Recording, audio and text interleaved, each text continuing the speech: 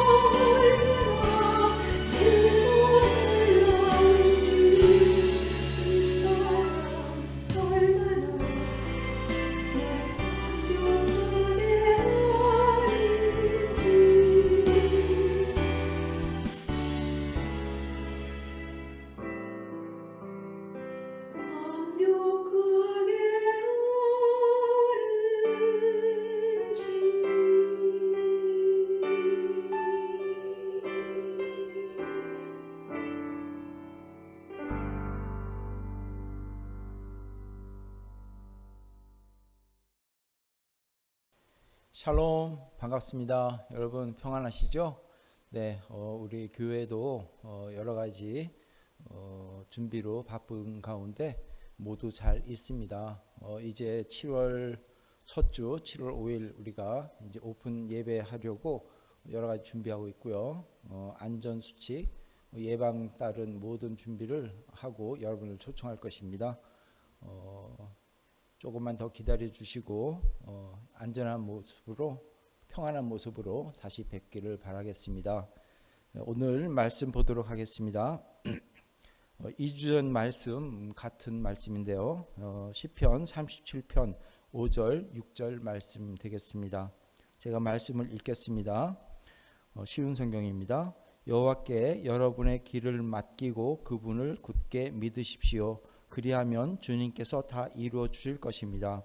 또 여러분이 하는 의로운 일과 정의로운 행동들을 한낮의 햇빛처럼 빛나게 해 주실 것입니다. 아멘. 제목은 하나님의 의지하는 삶 두 번째가 되겠습니다. 여러분 기억하십니까? 2주 전 이 나의 삶을 하나님께 맡기자라는 제목으로 말씀을 나눴습니다. 그리고 그러기 위해서 그 이론적으로 제가 말씀을 나눴는데요. 첫 번째, 우리가 하나님의 삶을, 우리의 삶을 하나님께 맡겨야 된 이유에 대해서 알아야 된다라고 말씀을 드렸고요. 그 이유는 우리가 죄인이기 때문에 우리의 삶의 모든 것을 나 자신이 책임져야 된다. 그것은 바로 창세기 3장 17절을 근거로 우리가 죄를 졌기 때문에 이제 평생도록 우리가 수고하여 먹고 살아야 된다라고 하나님께서 말씀하셨죠. 그래서 이제 모든 것들이 다 스스로 책임지고 살아야 되는데 이 예수 믿고 구원받은 우리는 이제 그 죄인의 모습에서 벗어나 하나님의 자녀가 된 이상 이제 모든 책임을 내가 지는 것이 아니라 하나님께서 져주시기 때문에 모든 것을 하나님께 맡겨야 된다라고 말씀을 나눴습니다. 그래서 이 맡긴다는 것은 상대방에게 나의 모든 것을 이양한다는 뜻이다라고 말씀드렸고요. 그러므로 하나님께 나의 모든 것을 이양하여서 하나님께서 왕이 되고 나의 모든 삶을 지도하고 관리하시도록 해야 한다.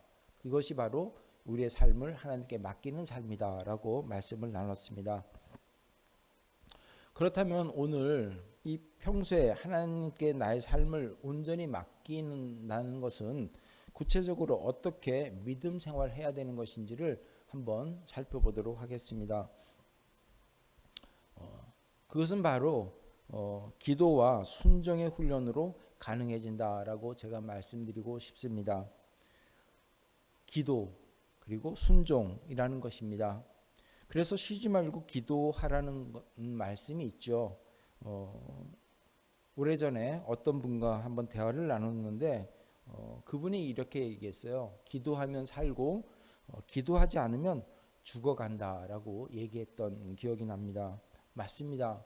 우리가 기도를 하면 살 것이고 기도를 하지 않으면 죽어가는 영혼을 보게 됩니다.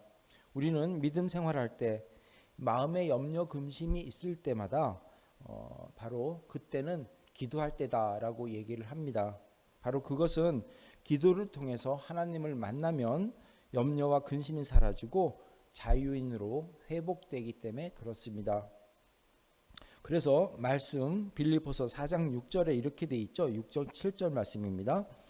걱정하지 말고 필요한 것을 하나님께 구하고 아뢰십시오. 감사하는 마음으로 하나님께 말씀드리십시오. 그러면 우리 주 예수 그리스도 안에서 그 어느 누구도 측량할 수 없는 평안이 여러분의 마음과 생각 가운데 풍성히 임할 것입니다. 라고 말씀하고 있습니다. 여기서 아무것도 염려하지 말고 감사함으로 하나님께 기도하면 우리의 마음에 평강이 넘쳐난다고 얘기했는데 이것은 바로 하나님께서 바로 우리의 짐을 져주신다는 말씀이기도 합니다. 즉 우리의 짐이 하나님께 넘어갔다는 말이기도 하죠. 그렇기 때문에 우리는 마음에 평안이 올 때까지 깨어서 계속 기도하는 것이 필요하다고 합니다. 여러분 여러분께서 만약에 기도를 한다면 어떤 마음이 생기십니까? 기도를 마치면 정말로 평안한 마음이 생기고 있습니까? 여러분, 그 평안함 어떻게 찾아옵니까? 기도를 통해서 힘차게 부르짖으니 아주 속 마음이 후련해서 평안함이 찾아옵니까? 아니면 조금 더 의심하지 않고 믿고 간구하니까 이제는 하나님께서 모두 나의 요구를 들어주실 것을 믿고 그렇게 될 것 같으니까 그동안 불안했던 마음이 모두 사라지고 평안한 마음이 찾아오십니까?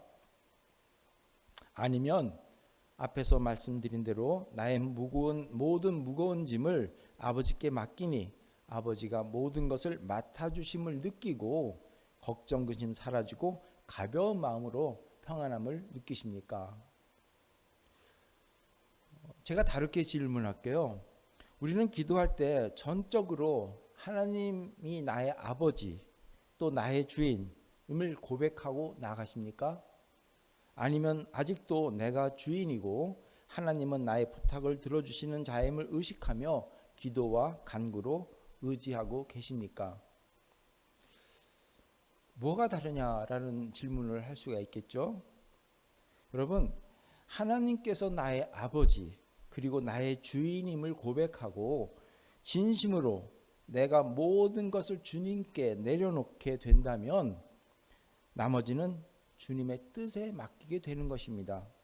그리고 그 기도의 결과가 어떻든 그 결과에 순종하며 모든 것이 아버지 뜻에 따르는 것이 가장 최선이라는 것을 깨닫고 자유함으로 평안함을 얻게 되는 것이 바로 기도의 결과에 생기는 마음입니다. 하지만 두 번째 얘기한 아직도 내가 주인이고 하나님은 나의 필요를 채워주시는 분이라고 생각하면 기도 후에 잠시 평안이 올지 모르지만 그 후에 혹시 하나님이 아버지가 나의 부탁을 들어주지 않으면 어떡하지? 라는 불안함, 또 다른 걱정이 생기게 된다는 것입니다. 그래서 시간이 지나면 또 다른 불안과 걱정, 근심으로 결국 평안이 없게 된다는 것입니다.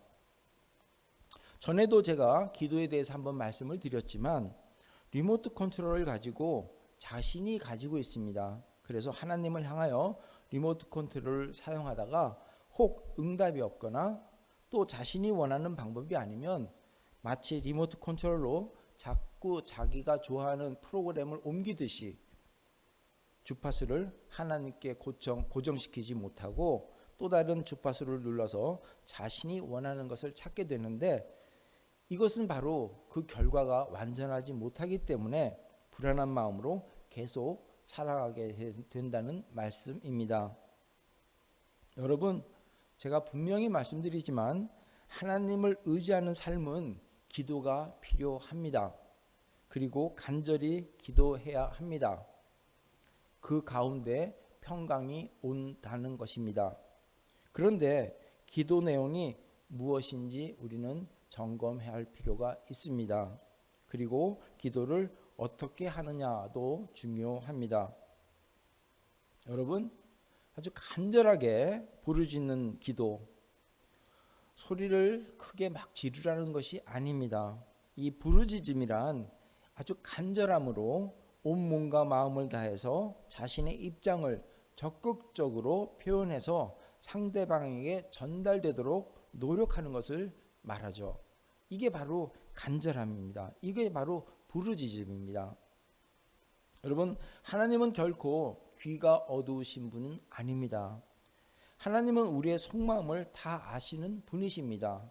그러므로 간절한 기도란 나의 속마음까지 솔직히 내어놓고 하나님께 나아가 이제는 나의 삶을 주인이신 하나님께 주권을 이양하고 나를 맡길 때 하나님이 나에게 말씀하시면 아멘으로 화답하고 즉시 순종할 수 있는 그 마음, 그 간절한 마음으로 나아가는 것을 우리는 기도라고 얘기합니다.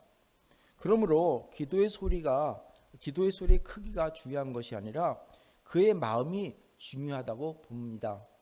그의 자세가 중요하다는 것이죠.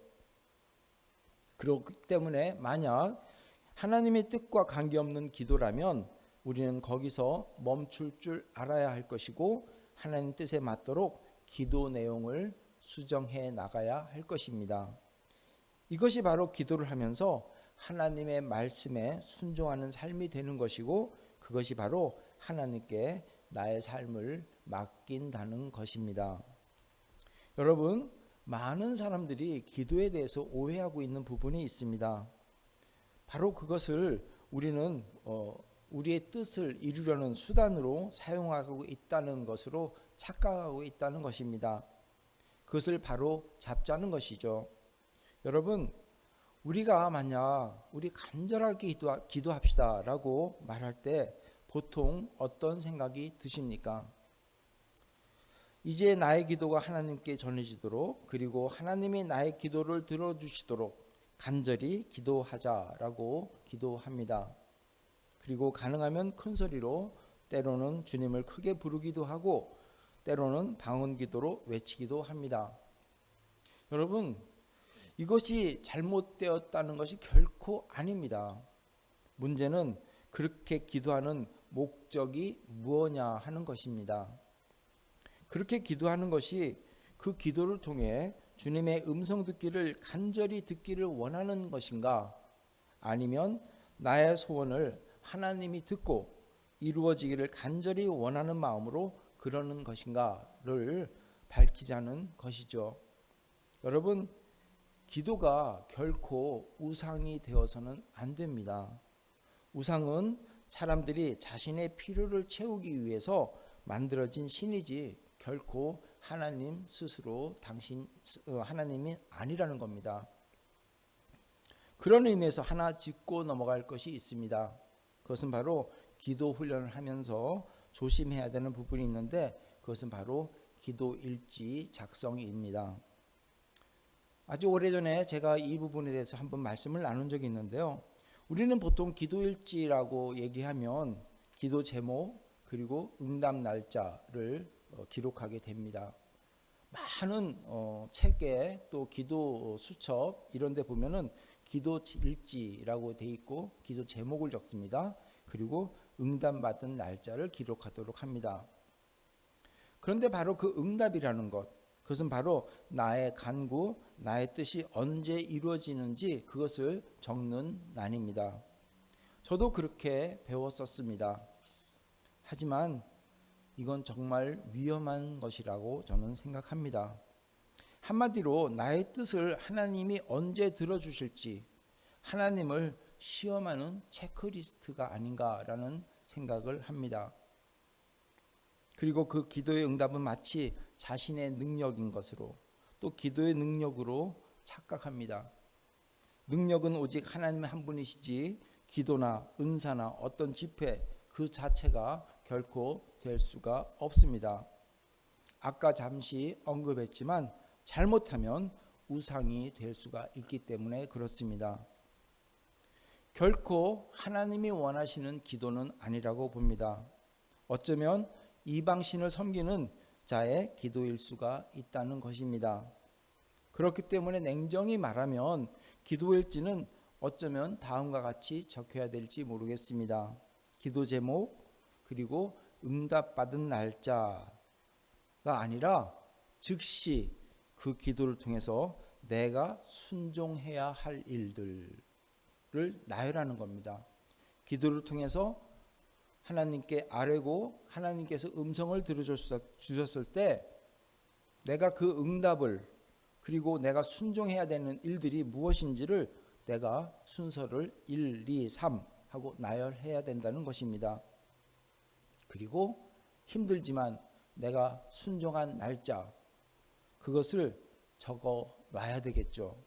그리고 순종했을 때 그 기도가 이루어진 날짜를 적는 것, 이것이 바로 온전한 기도 일지가 아닌가 생각을 합니다. 또는 기도를 했는데 하나님의 음성을 듣고 내가 잘못 알고 잘못 기도를 했다. 그래서 내 기도가 수정된 것을 기록한다거나, 어쨌든 하나님의 음성을 듣고 내가 응답한, 내가 순종한 그 날짜를 적는 것이 옳다고 생각됩니다.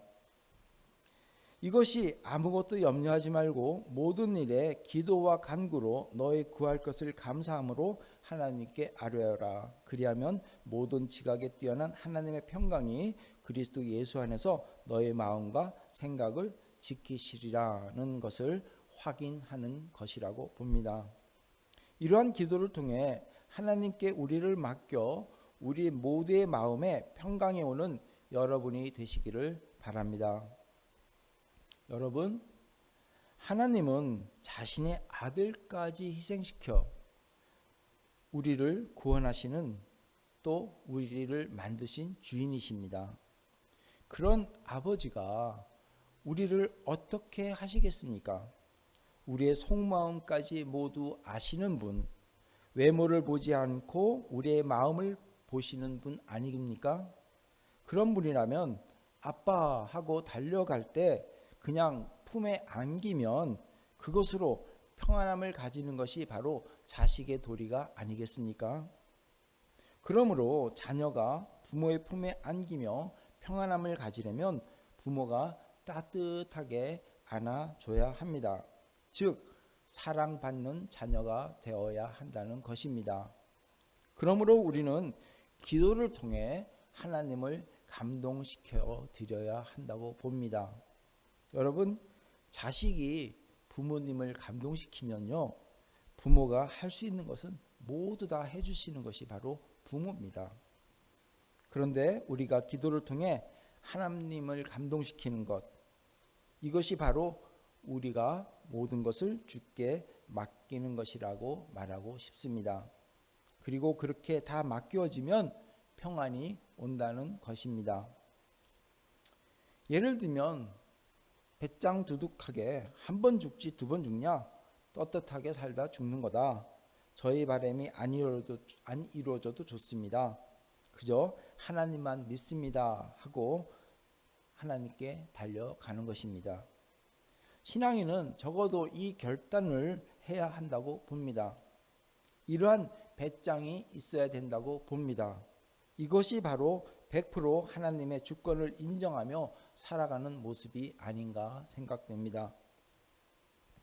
이런 모습이 하나님을 감동시키는 것이지, 마음은 자기 중심에 있으면서 주여를 아무리 외치고 큰 소리를 외치고 아무리 방언으로 외쳐도 중심을 보시고 이미 모든 것을 다 아시는 하나님께서는 모두 울리는 꽹과리밖에 되지 않다고 생각이 됩니다.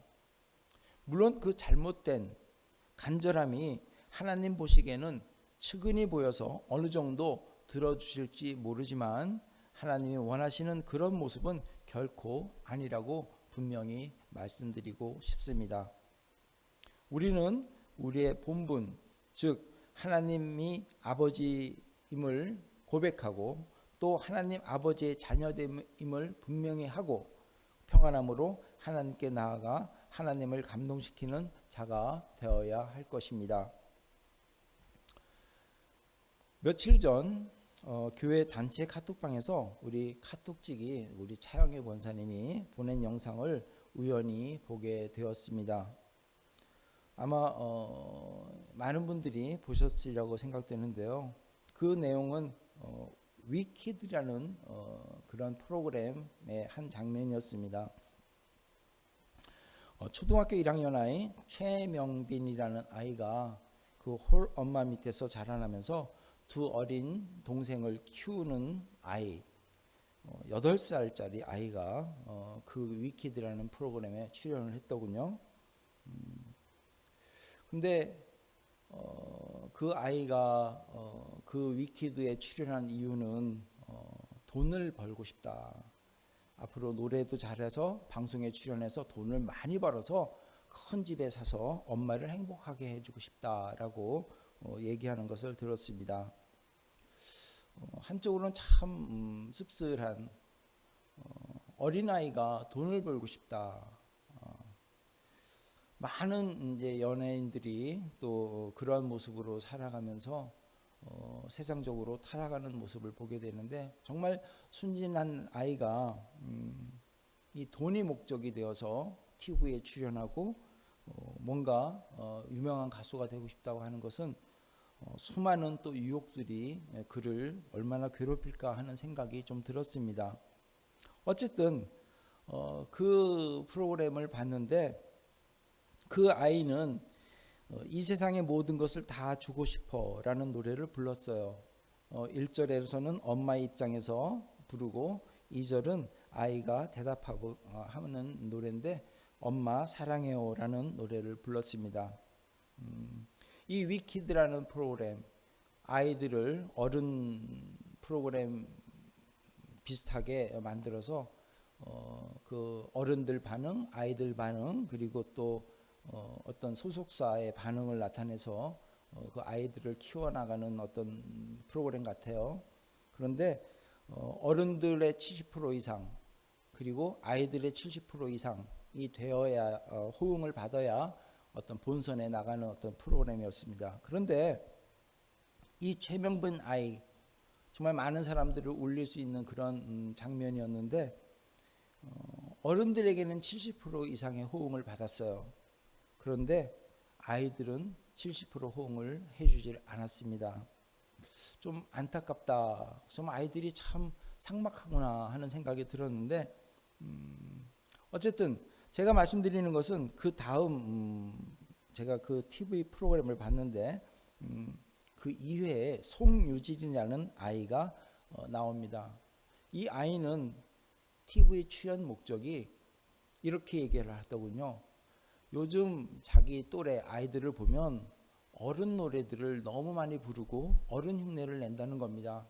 그런데 자기들이 부르는 동요가 있는데 그 동요가 얼마나 아름답고 좋은지 자기는 이 동요를 부름으로 인해서 아이들에게도 동요가 좋다는 것을 알려주고 싶어서 이 프로그램에 참석했다라고 얘기를 했습니다.